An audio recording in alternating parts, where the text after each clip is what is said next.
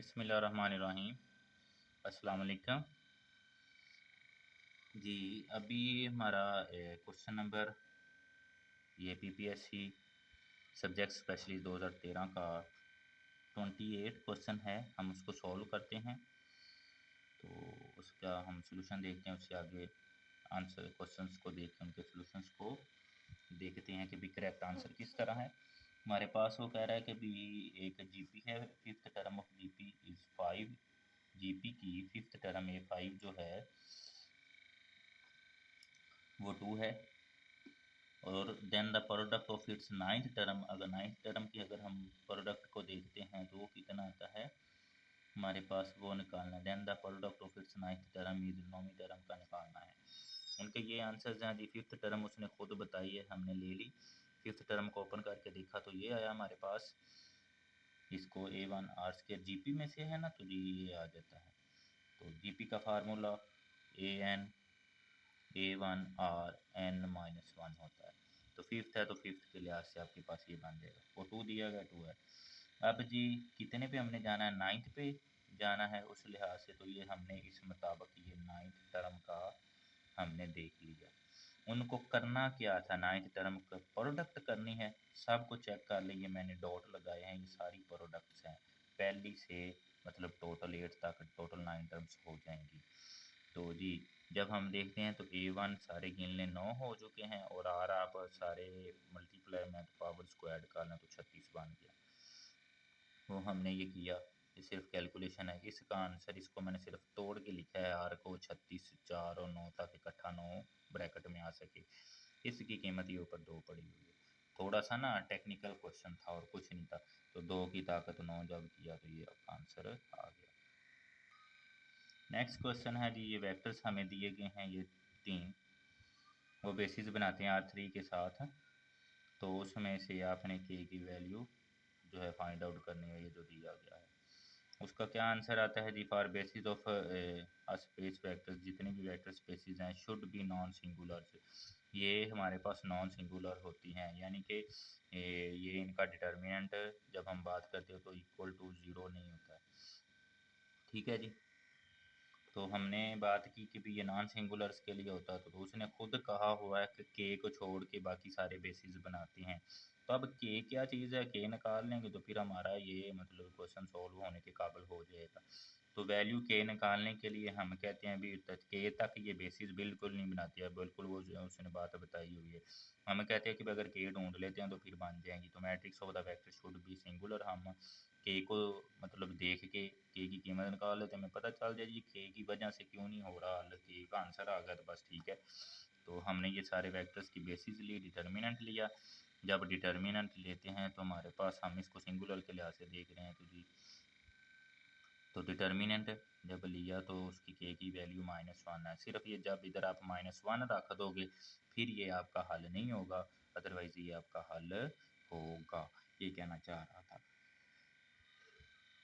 तो जी इसका ये करेक्ट आंसर है। नेक्स्ट क्वेश्चन कैलकुलस में से दिया गया है। कैलकुलस का क्वेश्चन भी बिल्कुल आसान सा है, ऐसे समझ लेंगे 12वीं क्लास का एक क्वेश्चन है। तो सिर्फ आपने उसकी इंटीग्रेशन लेनी है, इंटीग्रेशन लेके उसको हल किया और एग्जैक्ट इसका आंसर आ गया। उसके बाद आगे है क्वेश्चन ग्रुप में से है। कभी पीछे भी पिछले लेक्चर में भी एक क्वेश्चन रहता था, वो थोड़ा सा लेंथी था। अभी मैं फिर इसके बाद वो करता हूँ।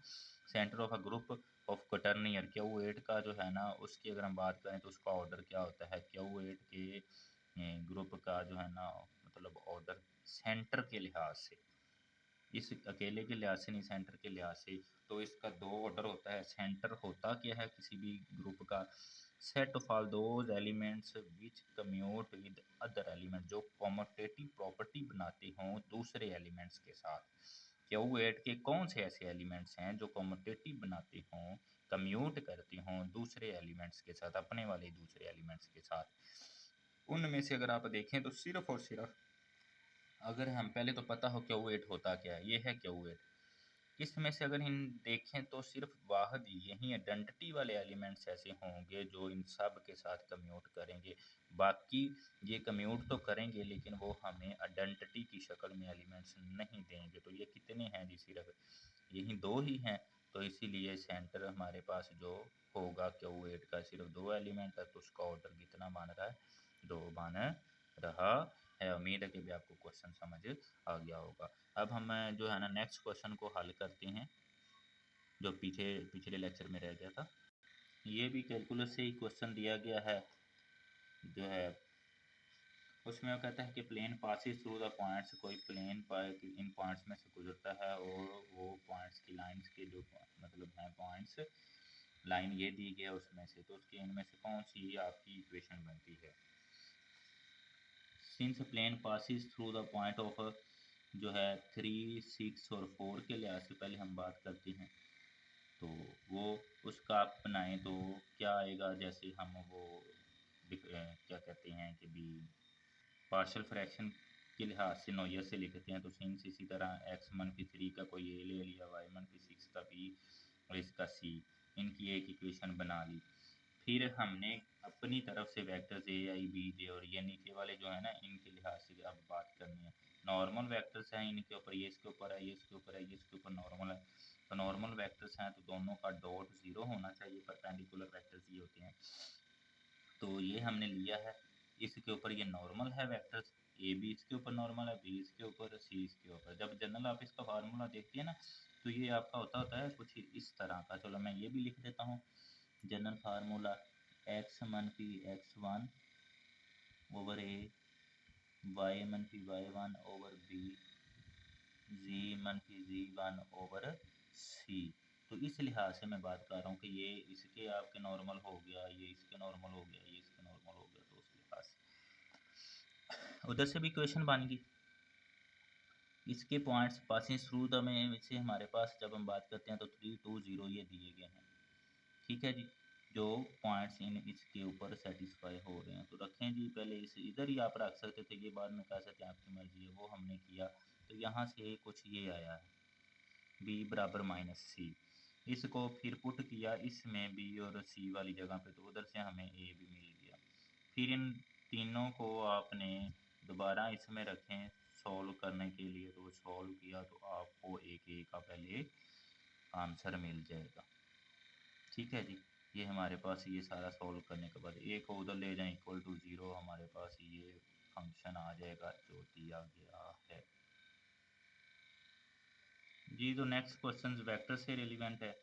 उसने क्या है, इनमें से ये 4 ऑप्शन हैं, ये किसके इक्वल नहीं है। ये आप ये याद रख लें, ए बी सी एक ना क्लॉक हमारे पास काउंटर क्लॉकवाइज रोटेशन में ही हमने चलना है, ए बी और सी।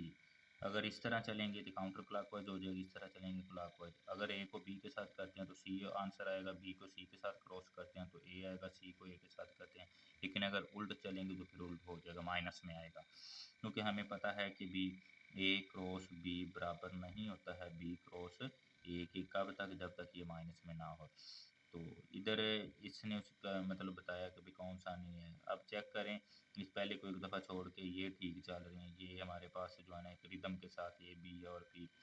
इसी तरह जब हम इसकी बात करते हैं तो ए से बी था, ये सी से ए है, सी से ए चल रहा, बी बन जाएगा, ठीक है, इसका सी बन जाएगा। लेकिन जब हम इसको देखते हैं तो सी से बी है तो ये उल्टा आएगा, -a के। इसको भी देखते हैं तो ए क्रॉस बी, ये भी ठीक है, सीधा आ जाएगा।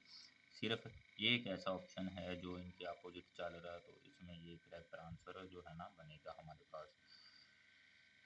इसको स्केलर ट्रिपल प्रोडक्ट भी कहते हैं, ये भी याद रखें, ये हमारा ना स्केलर ट्रिपल प्रोडक्ट है। तो ये इसको इस लिहाज से भी मैंने सोल्व करके दिखा दिया है, ये भी आप देख लीजिएगा। नेक्स्ट वन है ग्रुप से क्वेश्चन है जी। कोई ग्रुप है, उसका ड्राइव्ड ग्रुप अगर हम देखें, ड्राइव्ड ग्रुप को अगर हम देखें तो वो कहता है कि भी क्या आता है सब ग्रुप के लिहाज से, तो normal but not fully invariant, characteristics but not fully invariant, या जो है फुली इनवेरिएंट है और नन है, ये 4 ऑप्शन है। तो ये थ्योरम है ड्राइव्ड ग्रुप का। ड्राइव्ड सब group is a normal and fully invariant. जो ड्राइव्ड सब ग्रुप होता है वो नॉर्मल भी होता है और फुली इनवेरिएंट भी होता है। ये भी क्वेश्चन अक्सर आया हुआ है, तो इसको भी आप ज़हन में रखिएगा। थ्योरम ही बस लिया गया है, ये नॉर्मल भी होगा हमारे पास और फुली इनवेरिएंट भी होगा। ठीक है जी। नेक्स्ट क्वेश्चन इंटीग्रेशन से है, ये रॉन्ग दिया गया है क्वेश्चन के, इसके आंसर जो हैं मतलब उस मुताबिक नहीं आते हैं। ये मैंने सोल्यूशन सारा लिखा हुआ है, आप सोल्यूशन देख लीजिएगा, इस पर टाइम लगेगा। तो ये है, उसमें ये आंसर्स दिए गए हैं, लेकिन ये इनमें से कोई भी नहीं बनता है आंसर। ये सोल्यूशन इसका ये लिखा हुआ है, आप इसको ये चेक कर लें जी। ये हमारे पास है, ये सारा आप चेक कर लीजिएगा। उसके बाद ये है इसका राइट आंसर -2 बेसिकली बनता है, वो आता ही नहीं है, तो इसलिए ये क्वेश्चन का जो है ना रॉन्ग है। ठीक है जी।